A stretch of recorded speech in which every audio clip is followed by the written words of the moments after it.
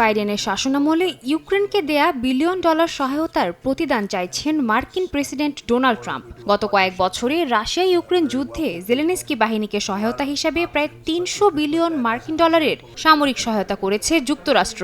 এবার এই সহায়তার পরিবর্তে ইউক্রেনের বিরল ও মূল্যবান খনিজের অংশ চাইছেন ট্রাম্প। অর্থনৈতিকভাবে তারা আমাদের চেয়ে অনেক পিছিয়ে আছে, তাই অন্য কোনো উপায়ে আমাদের ঋণ তাদের পরিশোধ করা উচিত।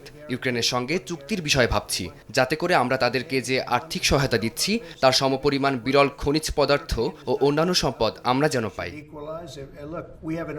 পানামা খাল বিষয়েও আলোচনা এগুচ্ছে বলে দাবি করেন ট্রাম্প। তার দাবি, মার্কিন পররাষ্ট্রমন্ত্রী মার্কো রুবিও তার পানামা সফরে প্রশাসনিক কর্মকর্তাদের সঙ্গে বৈঠক করেছেন, যাতে আশার আলো দেখতে পাচ্ছেন মার্কিন প্রেসিডেন্ট।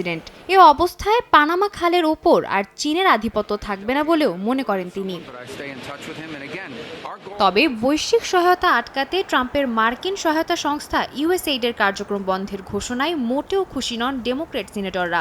বিশেষ করে ইলন মাস্ক প্রকাশ্যে এ বিষয়ে ট্রাম্পকে সমর্থন দেওয়ার পর আন্দোলনে নামেন মার্কিন সিনেটের ডেমোক্র্যাট দলীয় সদস্যরা।